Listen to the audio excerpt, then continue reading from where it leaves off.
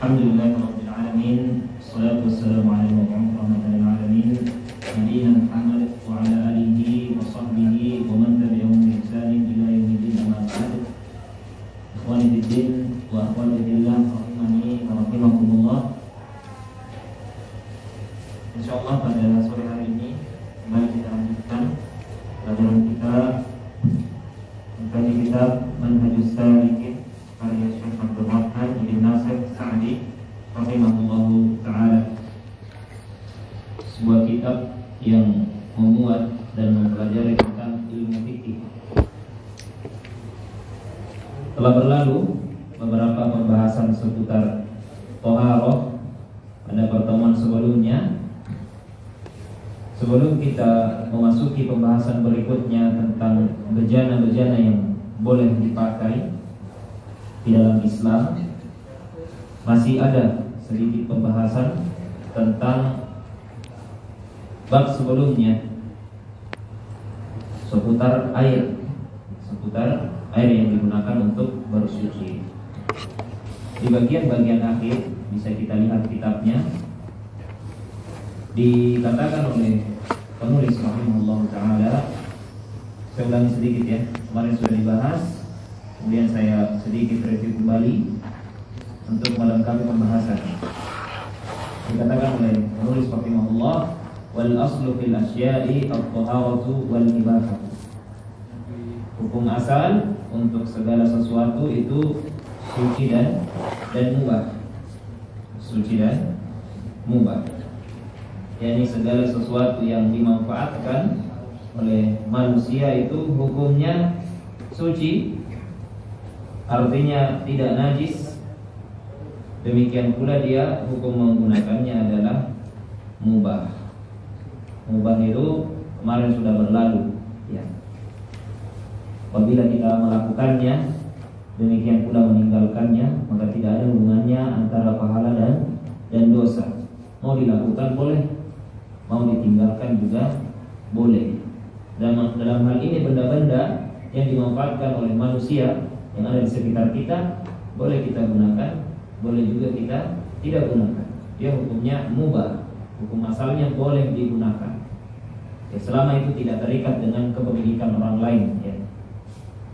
Selama tidak terikat dengan kepemilikan orang lain, maka apapun yang kita jumpai di sekitar kita itu hukum asalnya suci, dia tidak najis sampai ada dalil yang memastikan bahwasanya hukumnya najis. Sampai ada dalil yang mengatakan bahwasanya hukumnya adalah najis. Allah Subhanahu wa taala berfirman, "Huwallazi khalaqa lakum ma fil ardi jami'an." Dialah yang menciptakan untuk kalian segala sesuatu yang ada di muka bumi. Artinya bisa dimanfaatkan. Memang Allah Subhanahu wa taala menciptakannya untuk kita manfaatkan. Artinya hukum asalnya halal ya. Sampai ada dalil yang mengatakan kalau dia haram. Tidak boleh dibalik. Hukum asalnya haram sampai ada dalil yang mengatakan kalau dia halal. Tidak. Kalau tidak ada dalil haram berarti dia halal. Berarti dia mubah. Kalau tidak ada dalil yang mengatakan kalau dia najis, maka dia suci. Maka dia suci. Tembok suci, sepatu suci, tanah suci, rumput suci, apapun itu, lampu, meja dan seterusnya itu suci. Sampai ada dalil ya, yang merinci apa saja benda yang haram, apa saja benda yang najis. Misalnya ya kotoran najis, berarti ini keluar dari keumuman. Dia bukan lagi benda yang suci dan seterusnya. Kemudian berkata penulis, fa idza syakka al-muslimu fi najasati ma'in aw thawbin aw buq'atin aw ghairiha fa huwa tahirun. Kalau seorang muslim itu ragu akan status kenajisan yang ada pada air atau pada baju atau pada tempat tertentu atau apapun itu, kalau dia ragu, maka hukum asalnya suci. Hukum asalnya suci. Misalnya dia menjumpai air di sebuah ember ya, yang ada di samping masjid atau yang ada di tengah lapangan. Dia ragu, ini kira-kira suci apa najis. Selama kita tidak bisa pastikan kalau dia najis, maka hukum asalnya suci, pakai saja. Sampai kita memang benar-benar melihat ada yang iseng mengencinginya, atau ada hewan, ya, misalnya anjing atau apapun itu yang memang kotorannya najis, kemudian kencing di dalam tempat tersebut, nah, maka kita bisa katakan itu najis. Tapi selama kita tidak bisa pastikan, maka hukum asalnya suci. Demikian pula baju. Kalau kita pergi ke toko beli baju, hukum asalnya suci. Dan kita bilang jangan najis ini. Nah, demikian pula kita berada di suatu tempat, hukum asalnya suci. Dan kita katakan jangan tadi ada yang kencing di sini. Nah, selama kita tidak lihat orang yang kencing tersebut, hukum asalnya suci. Jangan khawatir. Hal-hal seperti ini yang kadang-kadang membuat kita was-was kalau kita tidak paham kaidah dasarnya. Tapi kalau kita paham, kita tenang, mau kemana pun. Mau beli gorengan di pinggir jalan, tenang, hukum asalnya suci. Walaupun tidak ada label MUI-nya. Karena MUI kan beda lagi urusannya, itu masalah sertifikasi halal saja. Adapun halal atau haram, ini kita berada dalam ikatan syariat. Kalau syariat mengatakan ini tidak haram atau tidak ada sesuatu yang bisa memastikannya haram, maka hukum asalnya halal. Boleh saja kita beli. Apalagi kalau di Indonesia dikenal dengan negara Islam yang menjunjung tinggi, ya, pembuatan makanan dengan bahan-bahan yang halal. Walaupun mungkin di sebagian tempat yang menjadi mungkin obrolan sebagian orang, oh itu bahan makannya itu dari Omar misalnya, Anciu misalnya. Nah, itu perlu kita hati-hati. Kalau di tempat-tempat yang memang ada keterangan, ada desas-desus, nah itu perlu kita cari tahu memang. Perlu kita cari tahu. Tapi kalau tidak ada, hukum asalnya halal-halal saja. Hukum asalnya halal. Baik. Au tayaqqana at-taharata wa syakka fil hadathi fa huwa tahir. Kemudian dia berada pada sebuah keadaan yang dia sebelumnya yakin suci, ya, dia suci. 1 jam yang lalu dia berwudu. 1 jam yang lalu dia berwudu. Kemudian 1 jam kemudian dia ingin sholat. Dia ragu, tadi kencing atau buang angin? Ragu, ya. Karena saking dia disibukkan dengan berbagai macam aktivitas dalam rentang 1 jam tersebut, dia ragu. Ya, maka dikatakan oleh penulis fahuwa qahirun, maka dia tetap suci. Gitu. Ya. Jadi kalau misalnya kita, ya, berangkat ke kampus dalam keadaan suci, kita sudah berwudu misalnya, nah kita kan menempuh perjalanan yang cukup jauh, misalnya naik motor, ya, atau jalan kaki dari kosan. Kemudian kita sampainya di kampus, kita ingin sholat duha terlebih dahulu sebelum kita ikut, ya, pelajaran, masuk kelas, ya. Maka tidak wudu tidak mengapa, ya, tidak wudu, ya, tidak harus wudu, ya, namanya juga suci. Selama tidak yakin kalau dia batal, ya, maka hukum asalnya dia masih suci. Hukum asalnya dia masih suci. Dia berwudu sebelum maghrib, gitu. Sebelum maghrib. Kemudian masuk waktu isya, dia ragu. Ini tadi batal atau tidak, ya? Selama masih dalam tahap ragu, maka hukum asalnya dia masih suci. Tidak mengapa dia sholat dalam keadaan tersebut, kecuali kalau dia memang yakin tadi dia buang angin, ya, dia mencium sesuatu yang khas. Tidak mungkin tidak, pasti itu. Bahkan temannya ngasih tahu, ya, kamu tadi buang angin. Nah, itu wudu saja seperti itu. Nah, itu namanya sesuatu yang meyakinkan. Tapi selama dia tidak yakin, maka hukum asalnya suci. Hukum asalnya suci. Adapun perkara boleh tidak berwudu ulang, dia boleh-boleh saja. Nah, itu namanya wudu yang hukumnya mustahab, mendapatkan pahala. Liqauli sallallahu alaihi wasallam, berdasarkan sabda Nabi sallallahu alaihi wasallam, "Ar-rajuli yukhayyalu ilaihi annahu yajidu syai'an fi shalah." Tentang seorang laki-laki yang dikhayalkan kepadanya. Dia terbayang-bayang. Dia ditimpa was-was, keraguan. Ya. Dia merasakan sesuatu ketika dia sholat. Dia ragu. Kok kayaknya tadi kerasa sesuatu? Ya. Dia ragu. Ini ada yang keluar apa tidak ya? Berupa angin begitu. Maka apa kata Nabi SAW? La yansarif hatta yasma'a sawtan aw yajida rihan. Ya. Dia tidak usah berpaling.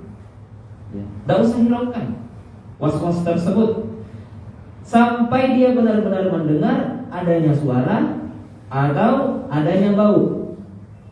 Kalau misalnya perutnya kayak mules-mules begitu, ya, maka tidak usah hiraukan sampai dia benar-benar mendengar ada suara atau ada bau.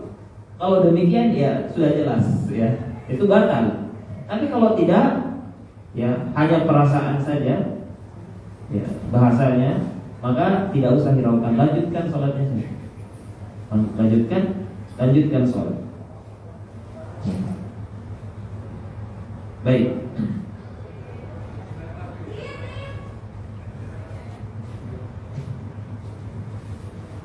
Inilah yang kemudian, pembahasan inilah yang kemudian ditarik kesimpulan dari para ulama dengan kaidah al-yaqinu la yazulu bisyak. Yang namanya keyakinan itu, ya, tidak hilang dengan sekedar keraguan. Misalnya tadi, kalau kita yakin sebelumnya sudah berwudu, kemudian kita ditimpa keraguan, kita batal atau tidak? Maka keraguan tersebut tidak bisa menghilangkan keyakinan kita sebelumnya. Hukum asalnya kita masih suci, ya. Hukum asalnya kita masih suci. Sebaliknya juga berlaku. Kalau misalnya kita yakin, ya, sebelumnya hadas, kita yakin jam 8 itu kencing misalnya di toilet. Kemudian pas masuk waktu sholat, kita ragu, tadi habis kencing saya wudu apa enggak ya? Nah ini maka bangun hukumnya di atas sesuatu yang diyakini sebelumnya, yaitu berarti dia masih berhadas, berarti harus wudu.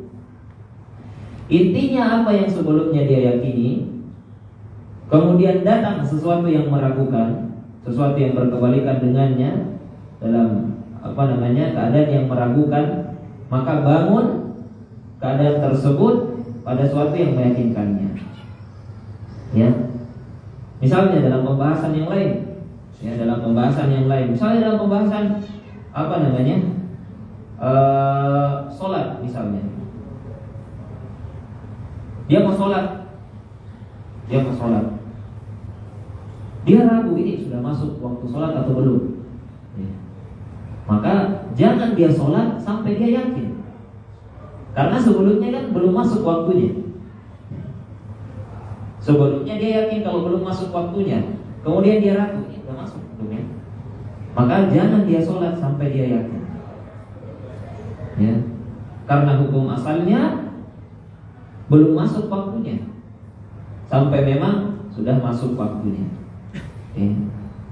Jam 2 siang dia ragu, dia sudah sholat zuhur atau belum, ya. Sudah sholat zuhur atau belum. Maka sesuatu yang yakin, pasti dia belum sholat zuhur dari tadi pagi kan. Cuman dia ragu, tadi jam 12 atau jam 1 sudah sholat zuhur atau belum, ya. Dia ragu, dia enggak mengingatnya dengan yakin dia sudah sholat atau tidak, atau belum. Maka dia bangun hukumnya dengan katakan dia belum sholat, dia harus sholat. Karena sebelumnya ada sesuatu yang meyakinkan dia, yaitu belum sholat. Kemudian dia ragu, sudah sholat atau belum. Ya, begitu. Seorang suami, ya, yang punya istri, ya. Kemudian terjadi pertengkaran di malam hari. Besoknya dia terpikirkan, tadi malam jangan-jangan saya mentalak istri saya. Maka hukum asalnya tidak tertalak, karena sesuatu sebelumnya yang yakin, yaitu masih terikat hubungan pernikahan, ya.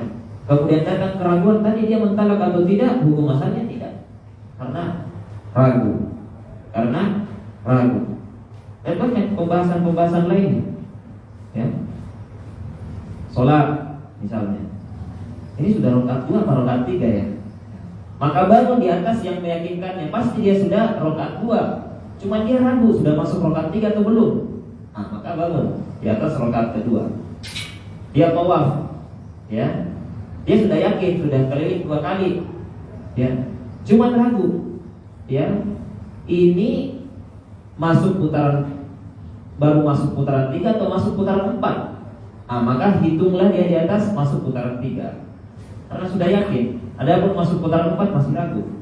Ya. Demikian, ya. Mudah-mudahan bisa dipahami. Berikutnya kita masuk ke pembahasan berikutnya sesuai tema yang telah diumumkan, yaitu tentang bejana. Ya. Tentang bejana di dalam aturan Islam. Dibahas pembahasan bejana atau wadah, karena sebelumnya kan kita sudah membahas tentang seluk-beluk air yang digunakan untuk bersuci. Namanya air itu dia tidak bisa berdiri sendiri. Maksudnya mesti dia butuh wadah. Ya. Kecuali kalau air di sumur, air di laut. Tapi kalau air yang ada di sekitar kita pasti dia ada wadah, apakah gelas atau ember dan seterusnya. Maka dibahas di sini ya pembahasan tentang bejana atau wadah air. Dikatakan oleh penulis rahimahullah, wa jami'ul awani mubahatun. Semua bejana itu mubah. Ya. Jadi bejana apapun itu, wadah apapun itu mubah. Mau bejana tersebut ya terbuat dari besi, terbuat dari tembaga, dari kuningan, dari kayu, dari plastik, maka hukumnya boleh untuk kita gunakan. Ya, boleh untuk kita gunakan. Walaupun harganya mahal misalnya, tidak masalah. Tetap boleh untuk kita gunakan. Misalnya bejana terbuat dari berlian. Ini Crazy Rich misalnya, piringnya aja dari berlian misalnya, ya kan? Nah misalnya, itu boleh saja, hukumnya boleh.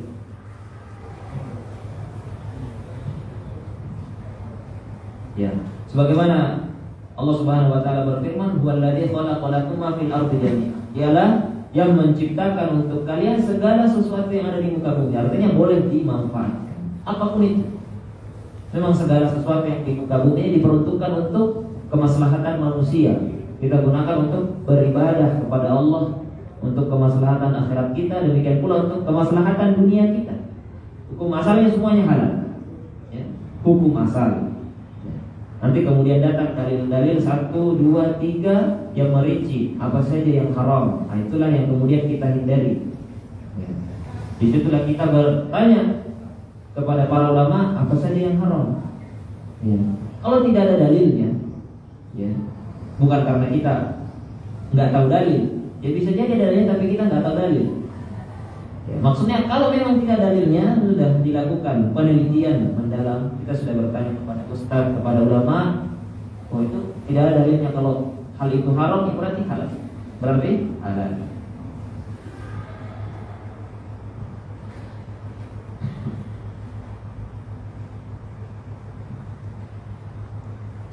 Illa aniyatadz dzahabi wal fiddah wa ma fihi syai'un minhuma. Kecuali bejana yang terbuat dari emas dan perak, serta bejana yang memuat salah satu dari keduanya. Artinya ada bejana yang bahannya itu adalah emas, atau bahannya adalah perak, atau bahannya ada campuran emas dan perak. Nah, maka itu hukumnya haram. Hukumnya haram ya untuk digunakan sebagai bejana.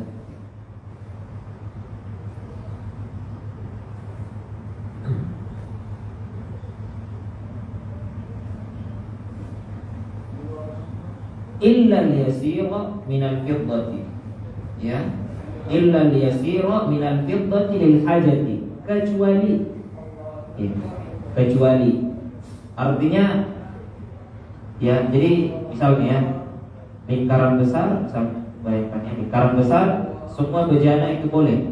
Kemudian ada yang dikecualikan, ya, ada lingkaran kecil di dalam, ya. Apa namanya? Yaitu bejana emas dan perak nggak boleh, ya, nggak boleh. Ada lagi ternyata di dalam lingkaran yang nggak boleh tersebut ternyata ada yang boleh. Ya. Apa itu? Kalau berupa perak yang sedikit karena kebutuhan, ya. Jadi gambarannya seperti ini, ya. Pertama, ada kaidah bahwasanya hukum asal semua bejana boleh, dikecualikan darinya bejana emas dan perak. Dari bejana emas dan perak yang diharamkan ini, ya, serta yang punya campuran dari keduanya, ada yang dibolehkan, yaitu jika bejana tersebut memiliki sedikit, sedikit saja, bagian sedikit perak, ya, yang sifatnya itu untuk menambal. Misalnya ada cangkir atau gelas, ya, atau gelas pecah, kemudian ditambal pakai perak, ya.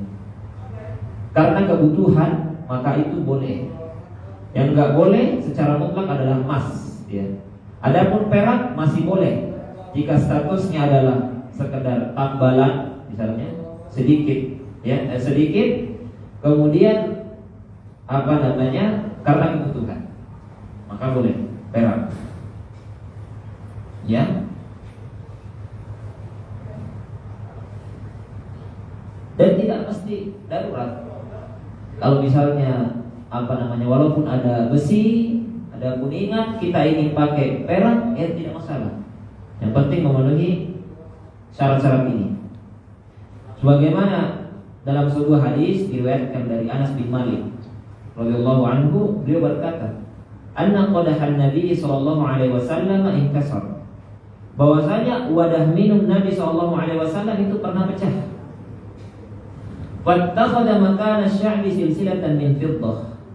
Kemudian beliau menambal, ya, bagian dari gelas atau wadah tersebut yang retak menggunakan potongan perak.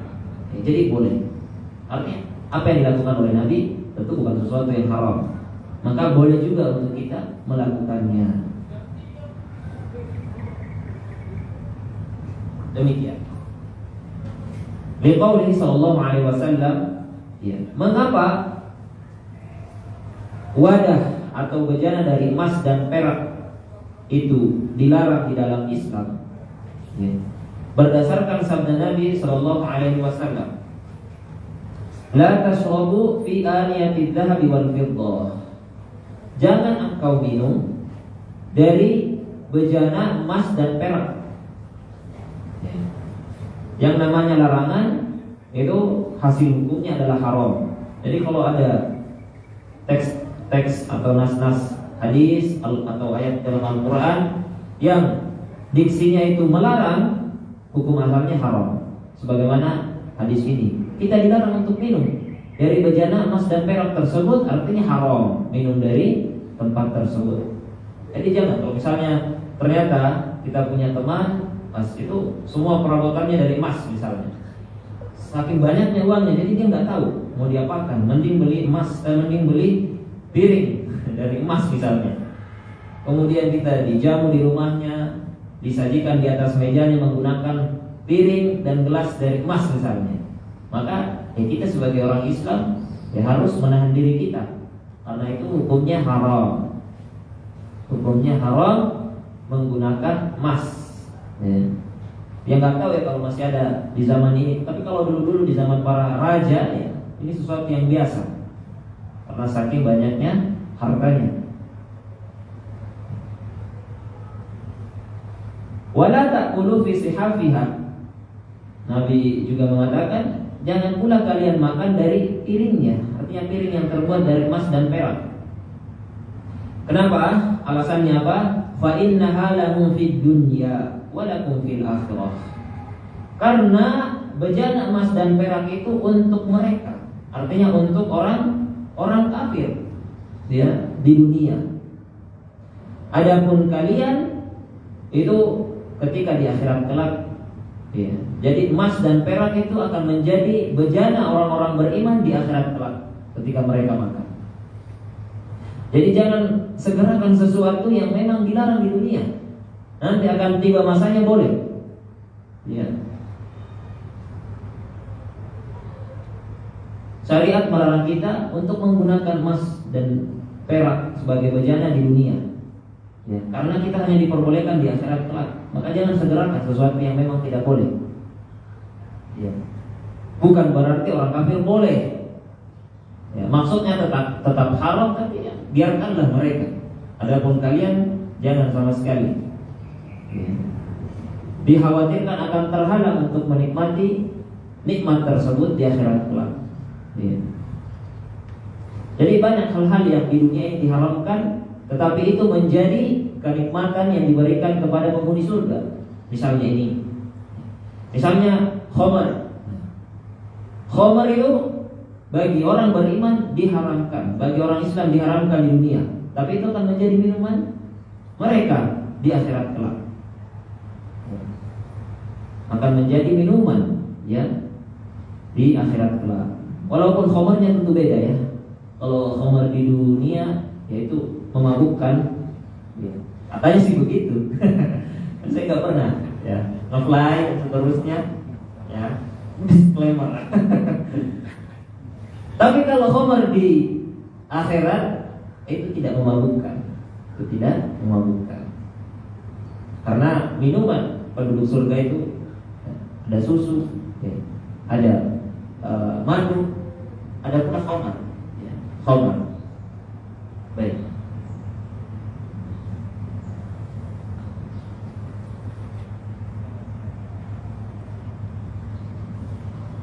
Selesai pembahasan tentang bejana, pembahasan bejana. Ya, masih bersisa waktu. Ya. Kita bahas sedikit pembahasan berikutnya tentang istinja dan adab buang hajat. Ya. Tidak ada dari manusia yang tidak pernah menghajat, betul tidak? Ya kan? Semua manusia yang normal, ya, yang normal, seganteng apapun, secantik apapun, pasti masuk WC. Nah, pasti masuk WC. Karena itu Islam, ya, dengan lengkap membahas mengenai hal ini, ya, membahas mengenai hal ini. Ada aturan-aturannya di dalam Islam. Inilah lengkapnya syariat Islam. Sampai pembahasan masuk WC saja, sesuatu yang sangat remeh begitu, tetapi diatur oleh syariat Islam. Apalagi sesuatu yang lebih penting, pasti Islam tidak luput. Karena itu sesuatu yang harus kita camkan. Segala sesuatu, ya, yang menyentuh aktivitas manusia pasti diatur oleh agama. Sesuatu yang remeh saja masuk WC itu diatur. Apalagi sesuatu yang sifatnya hubungan antara sesama manusia, ya, bagaimana bermuamalah dengan pemerintah, bagaimana perekonomian itu dibangun supaya lancar, bagaimana negara itu dikendalikan, militer dan seterusnya, itu diatur semua di dalam Islam. Hanya saja kita tidak mempelajarinya, itu masalahnya. Ya, itu masalahnya. Baik. Dikatakan oleh penulis rahimahullah taala di buku panduan kita, ya, atau sebelumnya kita perlu ketahui apa itu istinja. Istinja itu kalau bahasa sederhananya cebok, ya. Jadi membersihkan, ya, hal yang keluar dari jalan depan ataupun jalan belakang, istilahnya cebok, ya. Mau buang air kecil, buang air besar, nah itu namanya istinja. Istinja. Dan di dalam bab ini dibahas dua pembahasan, yaitu tentang istinja dan ada pada buang hajat, ya.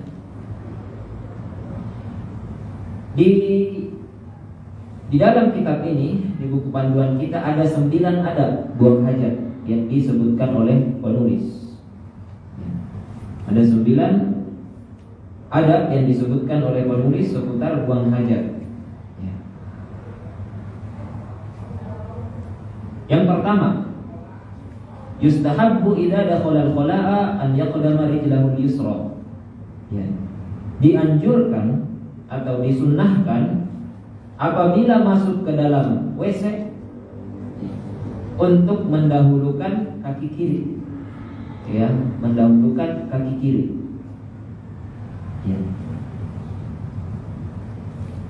Ini adab yang pertama. Kenapa demikian? Ya, karena di dalam hal-hal yang berkaitan dengan kemuliaan itu kita mendahulukan bagian kanan.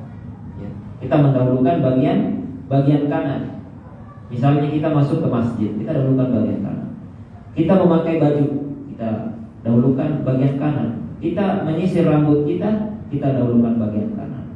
Kita memakai sandal, kita dahulukan bagian kanan. Adapun sesuatu yang sifatnya kotor atau sifatnya sesuatu yang dihinakan, maka itu mendahulukan kiri. Karena itu masuk ke dalam WC, karena masuk ke tempat yang kotor, itu mendahulukan kaki kiri. Demikian adabnya diajarkan di dalam agama kita.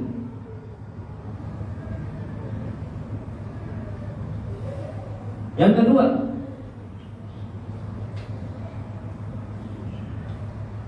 wa yaqula bismillahi Allahumma inni a'udzubika minal khubuthi wal khaba'ith. Adab yang kedua adalah membaca bismillah. Allahumma inni a'udzubika minal khubuthi wal khaba'ith. Ya. Ketika akan masuk WC. Atau kamar mandi. Ya. Berdasarkan sabda Nabi SAW, satru ma baina a'yunil jinni wa aurati bani Adam idza dakhala ahaduhumul khala an yaqula bismillah. Penutup antara mata jin dan aurat anak Adam apabila dia masuk ke dalam WC, dia hendaknya membaca bismillah sehingga terhalang. Ya, terhalang. Walaupun kita buka baju, tapi karena kita membaca bismillah, maka terhalang dari pandangan jin. Ya. Demikian pula doa lanjutannya, Allahumma inni a'udzubika minal khubuthi wal khaba'ith. Aku berlindung, ya Allah, aku berlindung kepadamu dari setan laki-laki dan setan perempuan. Ternyata setan juga ada laki-laki, ada perempuan. Ya. Jadi mereka enggak itu hermafrodit, tentu tahu enggak hermafrodit. Nah, mereka juga ada laki-laki, ada perempuan. Ya. Jadi disunahkan kita untuk membaca doa tersebut. Ya. Sebagaimana dalam sebuah hadis dikatakan apabila Nabi SAW masuk ke dalam khala, ke dalam WC, maka dia membaca doa ini. Yang ketiga, wa idza kharaja minhu qaddama al-yumna. Kalau dia keluar, seseorang keluar dari WC, maka dahulukan kaki kanan tadi, karena dia berpindah dari tempat yang tidak lebih afdal ke tempat yang lebih afdal. Jadi dia keluar dari WC, ya, maka memakai kaki kanan, mendahulukan kaki kanan. Sebagaimana masuk masjid, ya, ke tempat yang lebih afdal, pakai kaki kanan. Keluar, meninggalkan tempat yang afdal, pakai kaki kiri. Pakai kaki kiri keluar.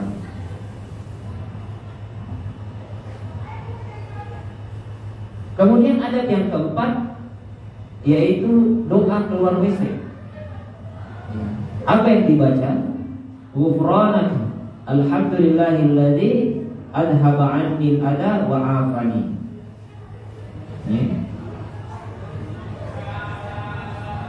Ghufranaka, aku memohon ampunanmu ya Allah.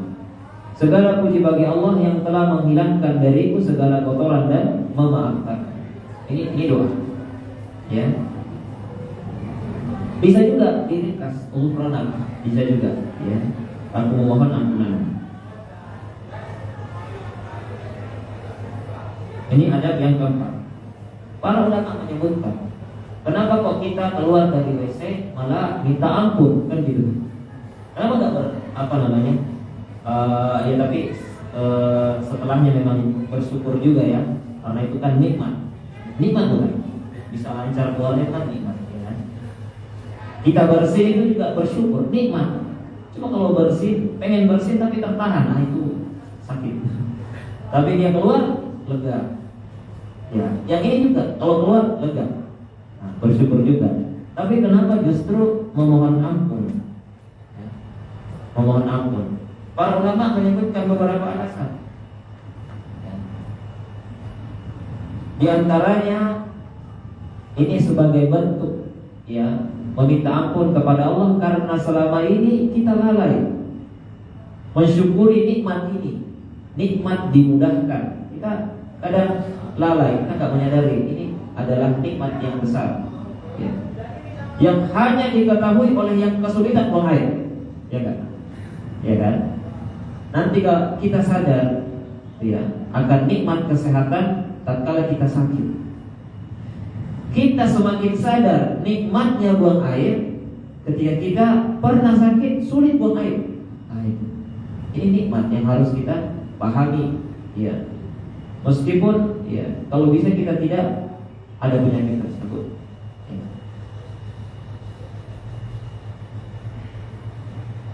Demikian. Jadi ini ada 4 adab ya, 4 adab yang diajarkan ya.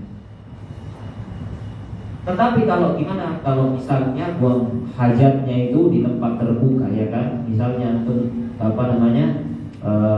lagi healing misalnya ke gunung tertentu, jalan-jalan mendaki gunung misalnya, kan nggak ada tuh WC di situ, nggak ada WC. Gimana mau nahan saja sampai turun apa enggak? Kan nggak mungkin. Ya. Maka alhamdulillah syariat kita menjelaskan lengkap. Ya buang hajat saja, ya buang hajat saja tanpa harus ada WC. Nanti akan datang penjelasannya. Tempat-tempat yang kita tidak boleh buang hajat di situ. Hanya saja maksud saya mengungkit hal tersebut di pembahasan ini adalah kita mendahulukan kaki kiri atau kaki kanan kapan, gitu kan? Kan nggak ada bangunan, nggak ada WC. Terus kita baca doanya kapan? Kita baca doanya kapan? Dikatakan oleh para ulama, kalau di ruang terbuka tidak usah ada namanya mendahulukan kaki kanan kaki kiri. Tidak usah ada namanya tempat terbuka. Adapun doanya, ya kalau doa masuk WC tadi itu dibaca ketika kita melepaskan pakaian. Misalnya mengangkat bawahan, ya, hendak buang hajat baru baca doa. Misalnya, kalau kita sudah selesai, kita turunkan kembali. Ya baru kita baca doa keluar WC. Ya, keluar WC. Sehingga kita tetap bisa menerapkan adab-adab yang diajarkan di dalam syariat kita.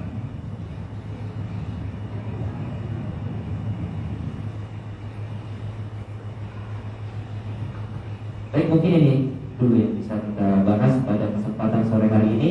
Bersisa 5 adab lagi tentang adab-adab buang hajat serta pembahasan tentang istinja dan istijmar, insyaallah akan kita lengkapi pada pertemuan berikutnya bismillah taala.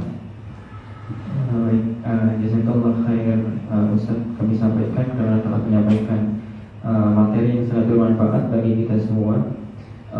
Izin menyampaikan ada titipan pertanyaan sedikit buat Ustaz. Assalamualaikum Ustaz, jazakumullah khairan atas ilmu yang telah disampaikan. Izin bertanya Ustaz, belakangan ini terdapat kasus bahwasanya sebuah restoran yang belum memiliki sertifikasi halal diharamkan nama tidak sesuai dengan syariat.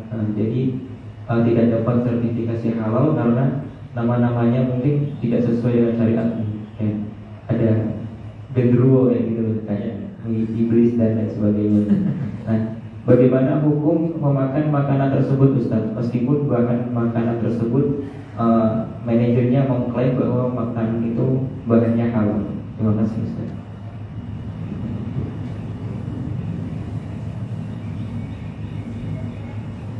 Iya. Allah Ta'ala alam.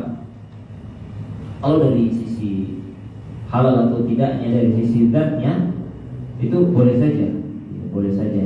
Ya, selama memang zat makanan tersebut halal, ya maka boleh-boleh saja.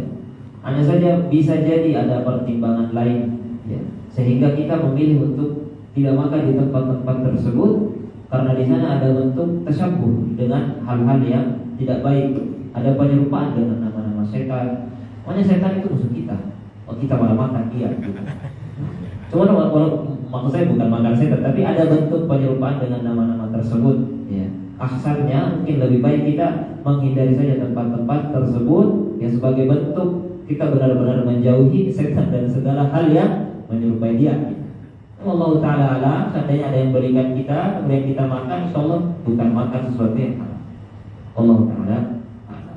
Hendaknya juga memilih tempat tersebut, ya, menamakannya dengan nama-nama yang baik, ya, nama-nama yang baik. Harus iblis, ya. Semakin dia pedas, semakin dekat ikatan dengan iblis. Mungkin dari para jamaah yang lain mungkin isi untuk bertanya. Ya. Oke, bentar Ustaz.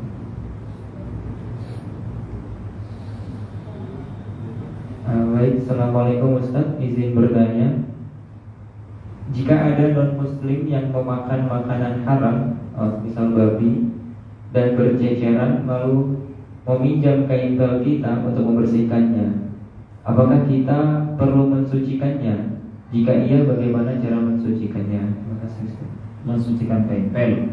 Iya, yang dicuci aja. Ya nanti kan berarti ya pel tersebut ya najis. Ya sebagaimana kita juga mengelap kotoran, ya, yang ditumpahkan oleh orang muslim, kan tidak ada hubungannya babi tersebut dengan babi tersebut dia enggak non muslim, ya. Babi tetaplah babi, mau ditumpahkan oleh muslim atau non muslim. Kalau dia kena berarti najis. Pel kita ikut najis pada saat tersebut. Ya, supaya hilang najisnya, ya pel kita dicuci saja. Tinggal cukup dicuci pakai air saja. Ya, itu nanti ada perbedaan pendapat di kalangan para ulama. Sebagian ulama memasukkan atau mengikutkan babi seperti anjing yang harus dicuci dengan salah satunya dengan tanah, ada pula yang tidak. Ya, kalau kita mengambil sama dengan anjing, ya nanti dipakai tanah. Kalau menganggap tidak seperti anjing, ya kalau saya mengambil pendapat yang tidak seperti anjing, dia hanya khusus untuk anjing, ya, satu kali dengan tanah tersebut, maka cukup dicuci sampai hilang, ya, bekas daging babi. Iya, cipratan habis makan daging babi, bukan habis makan daging babi. Ya, baik. Baik gitu. Jadi ada perbedaan pendapat gitu ya Ustaz. Iya, betul. Mungkin ada jamaah satu kali silakan. Mas Ustaz bisa bertanya, kemarin itu misalnya kita keluar negeri Ustaz, dan tidak menemukan ini, ada menemukan restoran, kemudian restoran itu juga menyajikan dua hidangan, ada ayam dan juga ada makanan yang halalnya. Iya. Kemudian di situ ada syubhatnya kayak alat masaknya itu apakah sama atau berbeda, dan bagaimana cara kita menyikapi ketika kita hadir di negara yang seperti itu, Ustaz? Ya. Ya, baik. Ya, salah satu nanti problematika yang dihadapi yaitu sebagian muslim yang mungkin karena ada kebutuhan atau ada kegiatan belajar sehingga dia pergi ke negeri kafir. Ya, maka yang pertama dia lakukan adalah tentu mencoba untuk mencari restoran muslim yang pasti akan menjunjung ya hal-hal yang bersifat halal atau tidaknya. Kemudian kalau kita ke restoran umum, kemudian diakui bahwasanya di sana menyediakan makanan yang bahannya itu dari ayam, namun ada pula yang bahannya haram. Kemudian kita berangkat dengan masalah apakah bercampur atau tidak, kan begitu. Ya kalau misalnya bisa kita tanyakan itu yang lebih baik. Ya, ini wadahnya dicampur atau tidak. Ya. Karena apa namanya? Kalau misalnya kita ke negeri kafir itu tindakan asertif kita harus lebih meningkat. Kita harus ada justru kita munculkan kayak sifat ragu gitu. Jadi, kalau bisa kita tanyakan, kalau misalnya kita dapatkan jawaban yang memuaskan, ya silakan diamalkan. Ya. Tapi kalau dia mengakunya dibersihkan, ya pakai saja. Ya, pakai saja. Karena menggunakan bejana orang kafir itu ada 3 rincian. Kalau kita tahu dia najis, maka tidak boleh. Ya. Kalau kita tahu kalau dia suci, ya, apalagi kalau ya kita menyandarkan dari keterangan dia dengan yakin mengatakan itu sudah dicuci atau bahkan bejananya beda, ya, maka kita pakai. Kalau kita tidak tahu suci atau najis, maka boleh dipakai. Ya. Kalau kita tidak tahu, ya, apakah dia suci atau najis, misalnya ada teman kita non muslim nih bejana saya kita masak mie di sini, pakai aja.